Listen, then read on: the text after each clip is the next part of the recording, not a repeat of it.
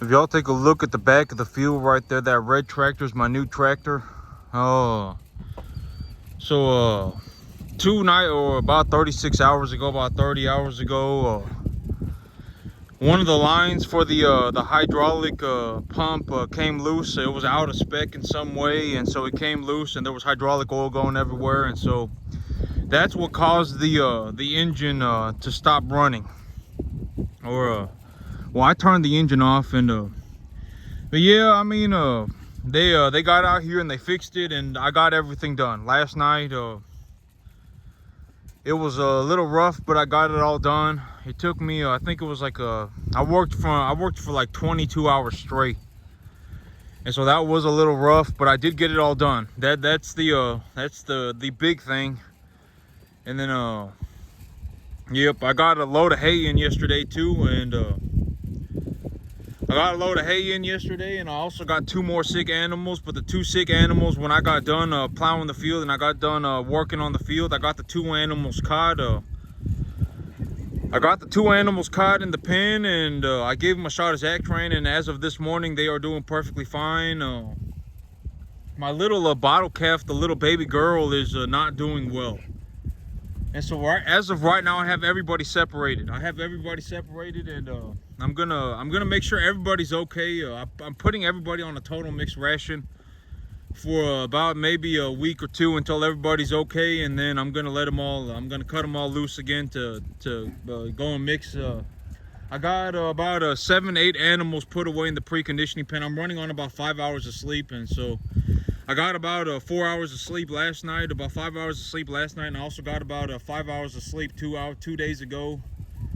And so, yep, I'm a little drowsy. But I got a load of hay in yesterday, and I got the animals separated. I got the 2 animals that were sick. I got them a shot of Zactran and a shot of Banamine. And then yesterday I got the field all plowed and I got it seeded, and in about well, here in a few hours it's supposed to start raining. And I also got to go to the dentist. That was the big thing, is that here in about an hour I got to go to the dentist, and so I didn't have any time to do anything this morning. And that dentist appointment, I had to schedule it like a month in advance, so I can't miss the dentist appointment. But these hay bales, I got them some hay, and I'm feeding them corn. And if you take a look around, I got about between a half an acre and an acre of grass in this little front space here for the animals. And so I got them on hay, I got them on corn, and I also have the grass. And tonight I'm gonna leave them on this diet for 12 hours, and tonight I'm gonna check their manure. And if the manure's coming in a little bit too clumped up, I'm gonna start supplementing their feed with protein. So I'm gonna increase the protein concentration in their diet. If their poop starts clumping up too hard. But as of right now, like this grass right here, the grass, I mean, it should be okay, right? It's not seeded out or anything. It's not got a whole bunch of seed heads on it or anything. And so and the grass on the front areas, this is a very good representative sample of what the grass in the front looks like. I got about a half an acre to an acre of that in the front little section for these animals to chew on. And as they chew on it, and I got everybody just confined into this little space, because my big thing that I'm looking to do over the next week is to just make sure all of my animals are doing okay. If they're all clumped up in this little space, so what's going to happen is if they are all clumped up in this little space for an extended period of time, for a couple of days, when it gets hot outside, or if the weather, it's supposed to start raining, and when it starts raining and it gets hot outside, what they're going to do is they're going to go into the barn. And if you take a look at the barn is connected to my working chute. And so once these animals have made it a habit to run inside of the barn, if I have a sick animal, I just take them into the barn, and then I'll just lead them through the barn, and they'll end up in the working chute. And so if I do end up with any animals that are sick, I can take them to the working chute real fast. But as of right now, I got the 2 sick animals that were sick. I got them put away yesterday, and I gave them a shot of Zactran. And as of this morning, I actually let them out. They're already doing better. But right now, the animal that I'm the most concerned about is my little bottle calf. But that's one thing that I figured out, Well, I mean, these little tiny dingle donger little bottle calves, probably not a good idea to buy them from the sell barn. You know, if they're like a week old, no, I mean, there isn't any way to know if they were taken care of properly that first week. I mean, I don't know, right? Well, I'm gonna say that these two calves, when I brought them in, they were perfectly healthy. But they were also only maybe a week old, and so a lot can happen in that first 2 months, right? I mean, a lot can happen in that first 2 months. And she's sick, and so I got all of the animals separated, and I got her by herself, and I'm gonna take care of her. And the rest of the animals, they are either in a situation right now where they are all healthy, or they are in a. It's very easy for me to get a hold of them. Like if I need to run one of the animals into the chute, I can do it very easily. Yeah, I can do it very easily, and as of right now, the big thing that I'm looking out for is to make sure that these animals are having the proper diet. And if they start clumping, if their poop starts clumping up real bad, I'm gonna supplement them with protein. I'm gonna have them in here for about a week, and about next week I'll be letting them back out onto the front, and I'm gonna have to get that front yard plowed up too, and I'm gonna have to get myself some sorghum Sudan grass planted. But as of right now, you know, these animals, I would say that these animals, all of them right here, they're all good to go. All of these animals, they are about good to go. I'm also putting them on hay. I brought in some hay, and so. But this whole thing with the tractor, right? This whole thing with the tractor, I'm gonna be completely honest. I would buy from Case again. I mean, it wasn't they're you know, I would buy from the company again. Like I'm not like So you know, the whole thing I say about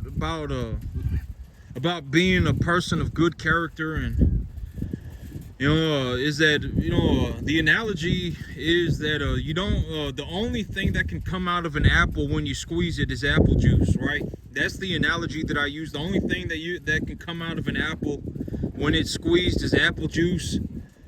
And you know, what I find throughout my life is that if somebody does not have any problems, if they don't have any issues, you know, if they're not trying to solve anything, if they're not working on anything, mentally they are in la la land, right? That they are not you won't really get to see who they are as a person.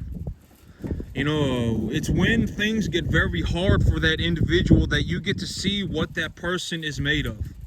Because what is inside of them will only come out when you squeeze it. When you squeeze them. If you don't squeeze them, you don't get to see what they really are like. And when you squeeze them, the only thing that can come out of them is what's inside of them. And the analogy that I use is apple juice, right? The only thing that can come out of an apple when you squeeze it is apple juice. And these guys, when I told them that I had a problem with the tractor, you know, they picked up the phone. Oh yeah, we're gonna get a guy out there, and first thing tomorrow morning. You know, I'm gonna get the service guys out there first thing in the morning. They were here in the morning. They got it fixed up, and they really worked with me. I was telling them, you know, I need to get my grass, because you know, the whole thing about my farm is that my farm relies almost entirely on grass. If I do not grow the grass properly, my business plan falls apart. I mean, my biggest advantage is that I am very good at growing grass. The cattle, I'm okay at it, right? Like the cattle, I mean, like when I look around at the world, I'm like, you know, these dairy guys are probably better than me at running cattle. They probably are. Like if you found it's not hard to find somebody who's better at running cattle than me, right? Like I would say maybe in terms of the cattle, maybe I'm 1 in 100. You know, if you put me in a room with 100 cattlemen, you know, maybe I'm better than 90 to 99 of them, but 1 out of 100 is not going to get you paid. You know, that's the thing that I've been saying, is that if you're not somewhere in the 1 in a million to 1 in 10 million, you're not going to be able to find an opportunity that is going to get you paid. And so the thing that I'm the 1 in a million to 1 in a 10 million in is I am very, very, very good at growing grass. That is my biggest advantage. If you put me in a room with a million other grass growers, I may be the best person in the room. I may be the best in the room. When it comes to running a business, I'm also pretty good at that, right? You know, if you put me in a room with with a million other farmers, if you put me in a room with a million other farmers and we were going to talk business, who's making the most money, I may be somewhere near the very top. Somewhere near the very top. When it comes to grass, I probably am somewhere near the very top. But when it comes to cattle, if you put me in a room with well, I would say about, about 10,000, 1 in 10,000, right? If you put me in a room with about 10,000 cattlemen and you had me talk about cattle and you had me talk about what I'm doing for my cattle and all that, and actually be able to walk the talk, because if you just talk and you can't do anything, I mean, that is essentially the makings of a moron, right? I mean, it's like I don't know if like you probably cannot be saved under any circumstance. At that point, it's probably too late, right? It's probably too late.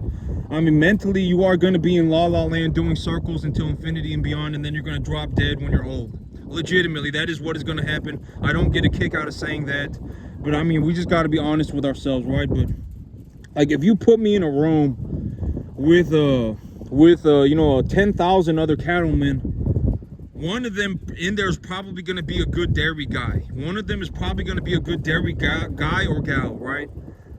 One of them is probably going to be a dairy person, a very good dairy person, and they are probably going to be better than me at running cattle. They probably will be, right? I mean, let's just be honest. Or a real good feedlot guy. A real high-end feedlot guy is probably also going to be better than me at running cattle.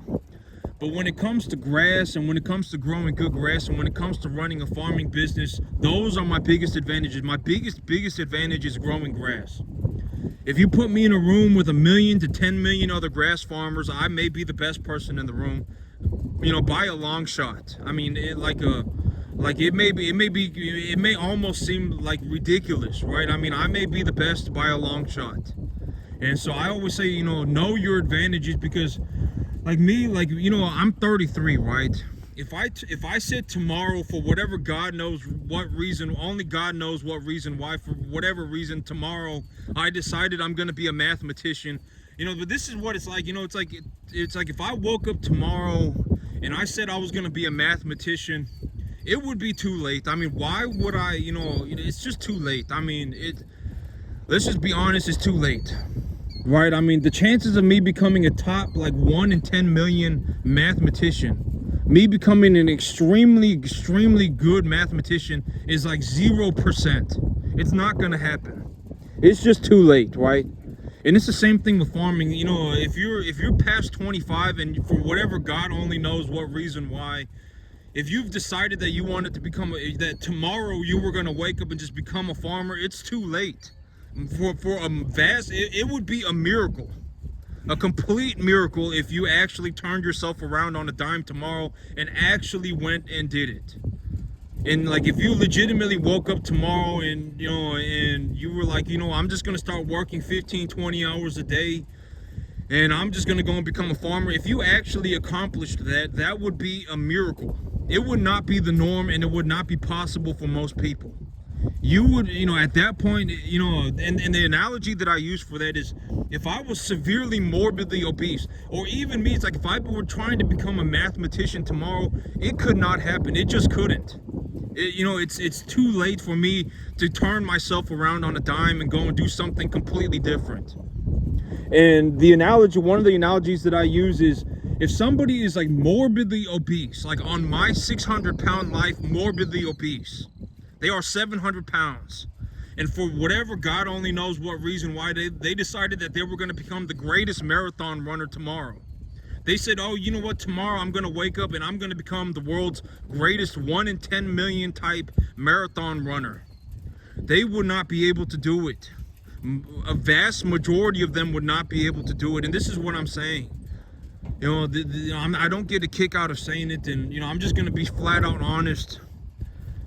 This is also why, I do not go around and try and save people, because I don't really like saying this, right? Because people cannot be saved. After a certain point, it's too late. If I woke up tomorrow and I was genuinely, so severely a moron that I decided that I was going to become one of the greatest mathematicians that have ever walked the earth, I'm going to go and become a 1 in a million, 1 to 10 million type mathematician. If I genuinely decided that I was going to do that tomorrow, it would be a waste of my time. It's not going to happen. It's just not. I mean, I don't know how else to tell, how else to just say it than to just be completely honest. And it's the same thing with farming. No, it's the same thing with everything. It's not just farming. It's the same thing with everything.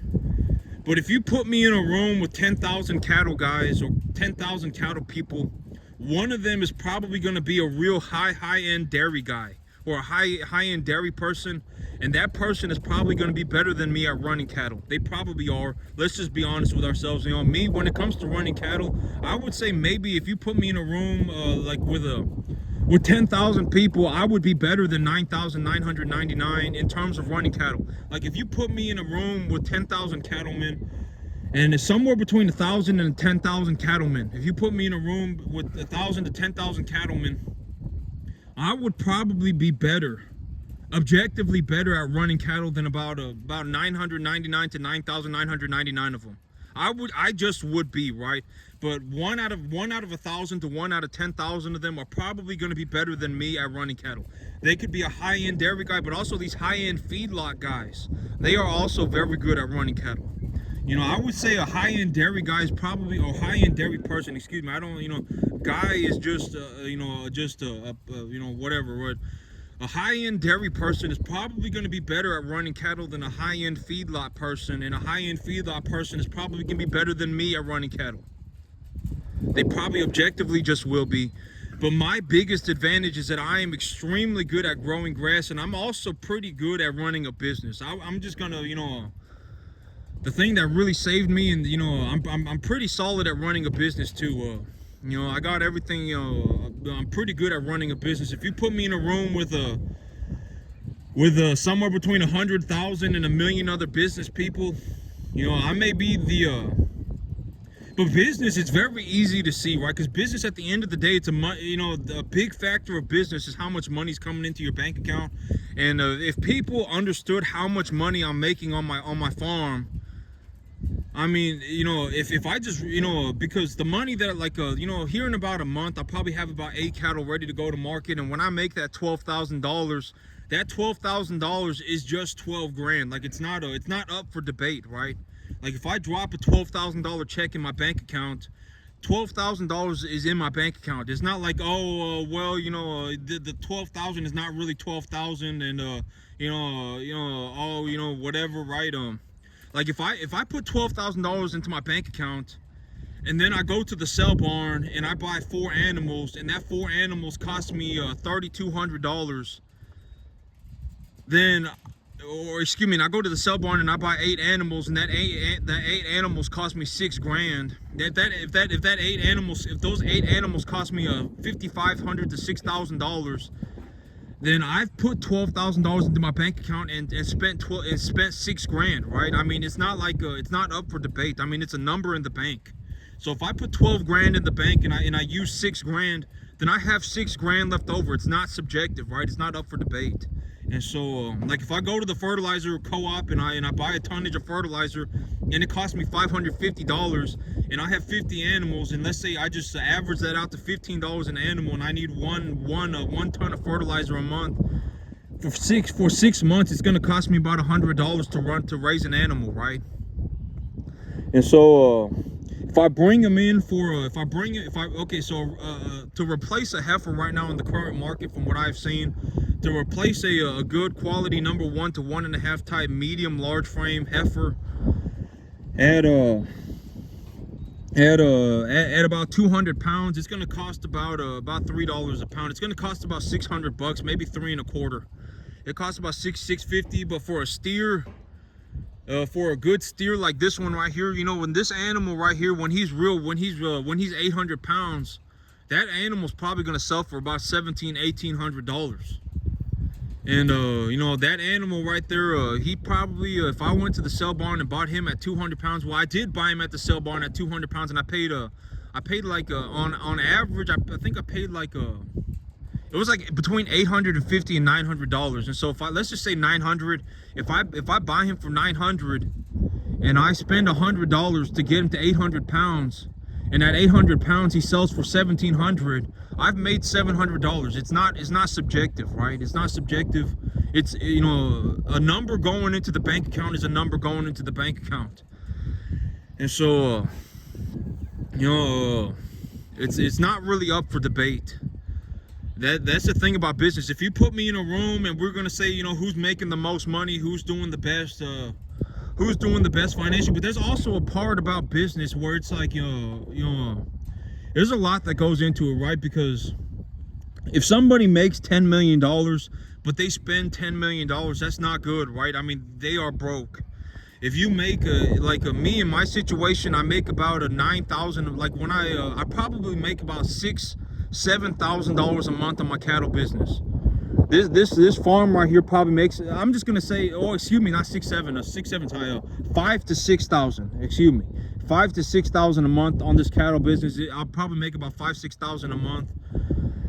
And you know, I probably bring home about 100,000 a year. Last year I didn't do very good, and last year I still brought home about 80 grand. I made about 34,000, 33,000 on this business. Oh, excuse me, I made about 70 grand last year, and I didn't do very good, and I still came home with about 70 grand. And so you know, this year I'll probably end up doing closer to about 100. And you know, if I bring home $8,500 a month, that's my take-home pay after I pay taxes and everything. You know, after I've, you know, paid for all of my taxes and after I've paid for all of my business expenses and everything, if I still come home with, you know, $8,500, I mean, but that's also one of the big reasons why I bought that tractor. I need the tax write-off, and you know, there's a lot of stuff that goes on in terms of the business end, right? Like, if I want to purchase cattle to write off my taxes, then I'm gonna have to double my income and then take that as leverage to write off my taxes. Because if I purchase cattle this year and I don't intend to sell them until next year, then I only get half of the cost of them as a tax deduction. But if I purchase a truck, like if I purchase a tractor, then I can deduct 20% of the cost over 5 years. And so, you know, if I, you know, depending on how many cattle do, you know, there's a lot of stuff that goes on on the business end.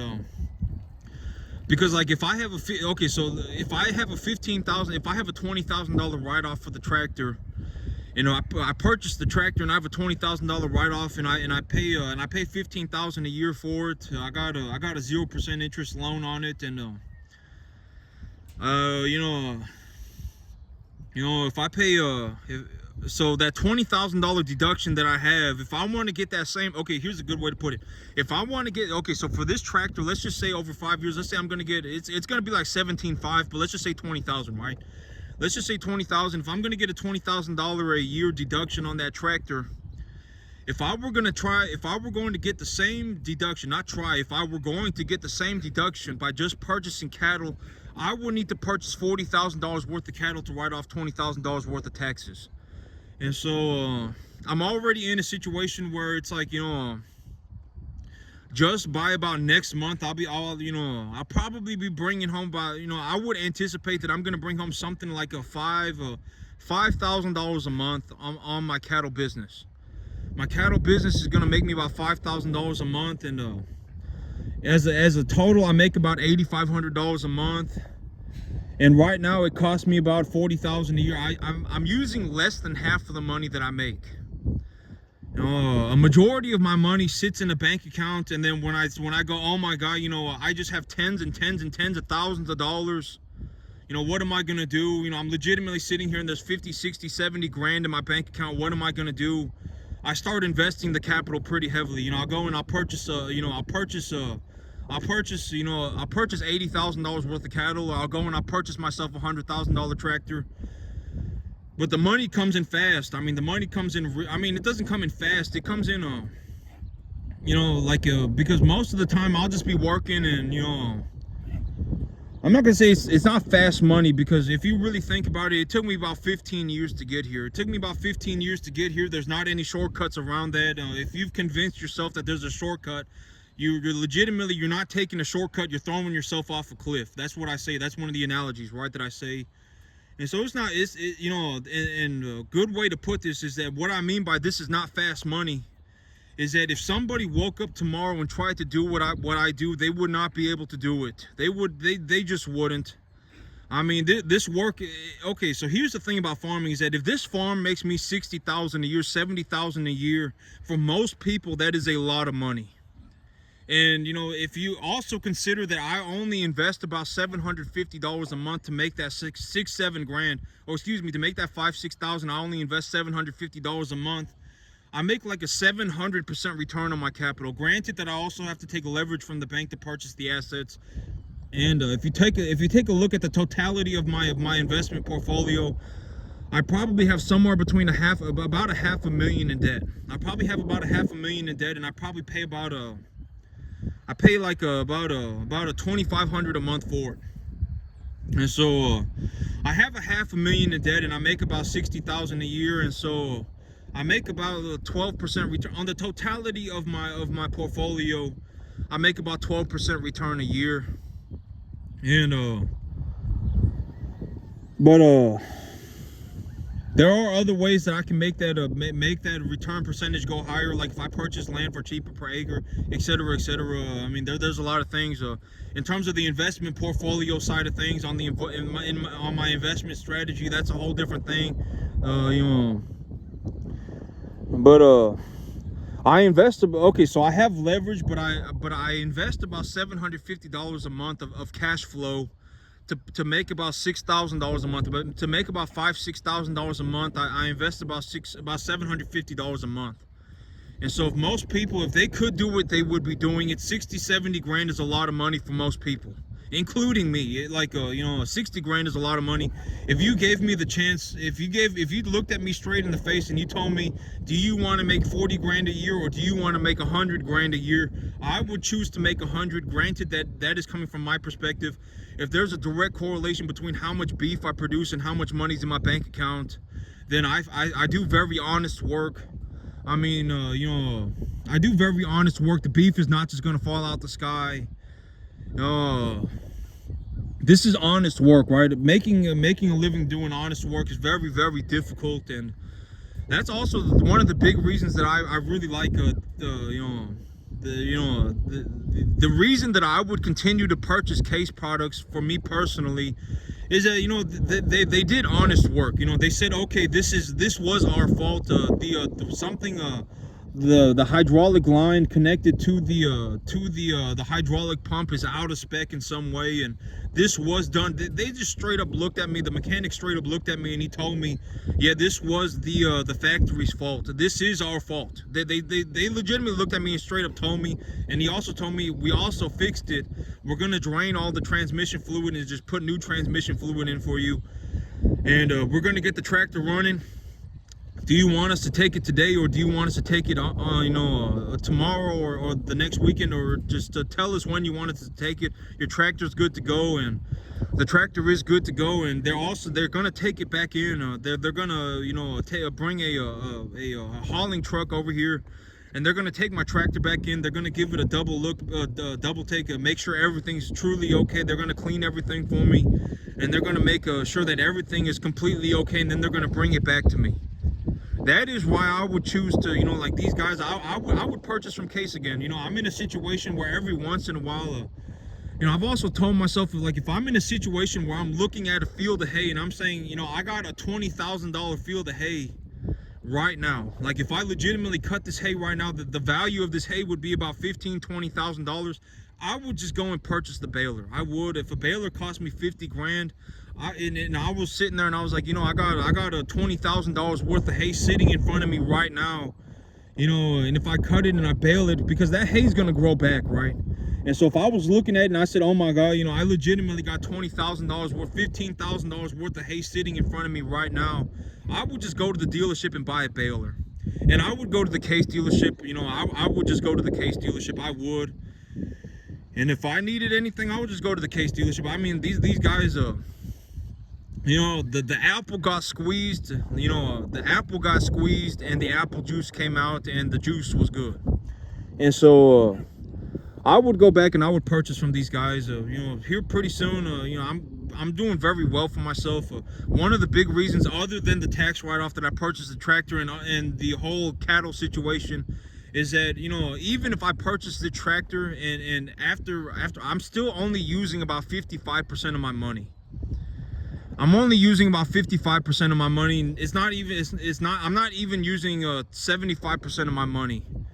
And a good way to put it is that if I sell one animal a month, that animal would more than cover the entire cost of my tractor payment and the disc plow. That tractor and the disc, it cost me, after insurance, cost me $1,301 a month. And I got very good credit, you know, I don't even have to sell one animal. If I sold one to 1.5 type medium large frame 800-pound steer and I brought home $1,800, I could buy a replacement animal for that animal. I could purchase the feed and the fertilizer that I would need to take that animal up to 1,800 pounds, and I would still be able to pay for my tractor and still have like $50 left over. Legitimately, that is my situation, right? You know, I'm not, it takes me like 10% of my money. And and when you think about the tax benefits, it probably takes me less than 10% of my money. I make a ballistic amount of money running cattle. These cattle make me a large amount of money, a very large amount of money. And if I know, I've been saying, if I make 6,000 a month, if I make 5,000 a month, and it costs me $2,000 to make that $5,000, I'm just gonna invest the $2,000. I just will. It's like, I'm not gonna sit there and go, oh my God, I can't believe that this, you know, the whole saying that, you know, when I talk about, you know, money is don't give up on your dream over $1,000, right? Oh my God, this is gonna cost me $1,000. It's time for me to quit. If you quit because it cost you $1,000, I mean, it's probably better that you quit. Let's just be honest. If you quit because something's gonna cost you, oh my God, it's gonna cost me $1,000, and then you quit, it's probably better that you quit. It probably is, because I mean, if you get into the cattle business and $1,000 a month is going to be what stops you, I mean, you're in for the time of your life, because this is legitimately like the hardest segment of the cattle business known to the beef industry. Raising, you know, stocker calves is like the hardest thing that you could do in terms of the cattle industry. I mean, it's ridiculously difficult. And if you don't believe me, it's a free country. You can go and try it yourself, knock yourself out.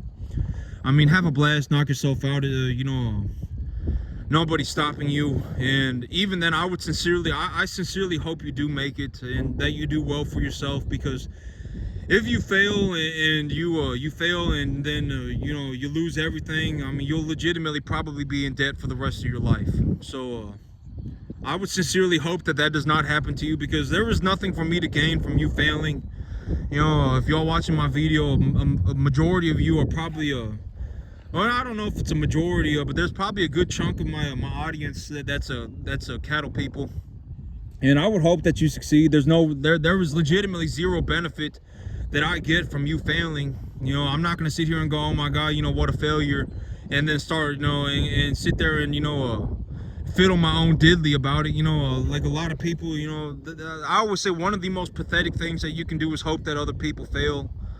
And that's not me, right? I make a lot of money. I make a ballistic amount of money. You know, in terms of the grass, I'm probably 1 in a million to 1 in 10 million in terms of the skill range.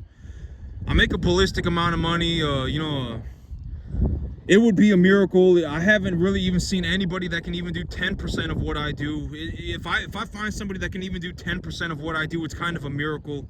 If you even got to the halfway mark, it would be a miracle.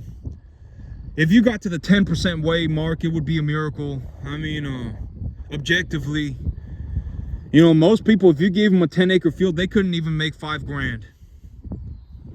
You know, $500 an acre for most people, they can't even do that. They can't, oh, excuse me, $600 an acre, they can't even do that. Most people can't. If you gave them a 10-acre field, they're not gonna, you know, finish the year and be like, I just made myself $6,000. Most people can't even do that. A vast majority, like 9,999 or 9 million people, can't even do that. And so there's nothing that I gain from you failing. You know, I look to be as objective as possible. I make a ballistic amount of money running cattle. At the end of the day,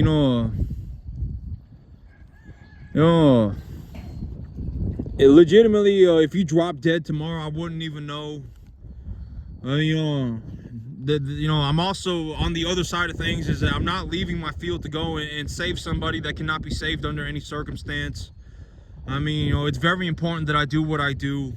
The beef is not going to fall out the sky, etc., etc., right? I mean, at the end of the day, I mean, what do I have to be resentful about? What do I have to sit here and be like, oh, I hope you fail about? I mean, I make a ballistic amount of money. Legitimately, I legitimately make so much money that about 40% of my money just sits in a bank account, and a couple times a year I'm legitimately looking at my bank account and going like, oh my God, there's 40 grand in my bank account right now and I need to do something about it.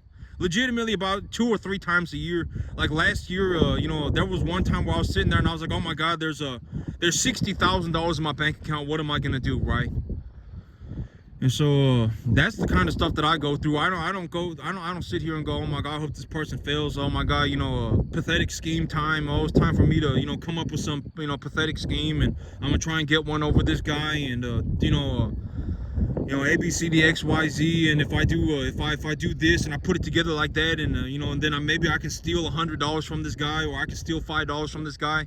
And that's also the thing about these guys that I was working with at Case, is that I didn't get that from them, right? Or, oh my God, we're gonna talk to you next week, or they changed out the hydraulic fluid for me. If they showed up and they said, oh, you're good to go, and the $100 of hydraulic fluid, or the $200 worth of hydraulic fluid, they were like, oh, we're just gonna try and get one over this guy. We're not gonna give him the $200 worth of hydraulic fluid. We're gonna send our mechanics out there next week, and I didn't get that feeling from them, right? Oh, I'm gonna try and put this together, A, B, C, D, X, Y, Z, so I can try and get $200 off this guy. I didn't get that feeling from them. But that's one of the worst feelings, right? It's like when you talk to somebody, and when because after a long while, whatever they are scheming, it will appear, right? And so it's like, oh my God, this guy trying to get $200 over me, and he trying to put something together that's just kind of pathetic, or they are just trying to put something together that's kind of pathetic, and they're trying to get one over me, and but I didn't get that from these guys at Case. The guys at Case, they were solid.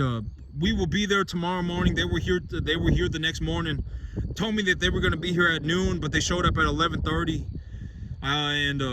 Got everything fixed. Asked me if it was okay if they took the tractor today, or if they wanted to, when did they want me to take the tractor, and the tractor was good to go, and told me it was their fault, and oh yeah, this was our problem, and it was out of spec from the factory, and we replaced all your hydraulic transmission fluid, and sent another sales guy out here this morning. The sales guy that I bought the tractor from, sent him out here, the only thing he talked to me about was the tractor. He just stayed on track about the business. Didn't really talk to me about the cattle business or nothing. Just talked to me about the tractor. Told me about what they have for sale. Asked me if I needed anything. I told him, yeah, I probably will buy a baler here pretty soon. Depending on how much money I make, sometimes I need to buy equipment, and so. And he was telling me about his balers and etc., etc. Just straight up talked to me about the Case stuff. To ask me if I needed anything. I said, this is what I need. Okay, I'll get in contact with you when I have something, or if something really good pops up, I'll get in contact with you. Told me the stuff about the tractor, shook my hand, and then stayed on about his business, and then just got out of here. And good guys at Case. Now, I'm not gonna say good guys, because if the world came to an end tomorrow, I don't know what they'd be doing. But I mean, in terms of them, being about their business, they were good at it. They were about their business. But that's it for me today, YouTube. Y'all have a good one.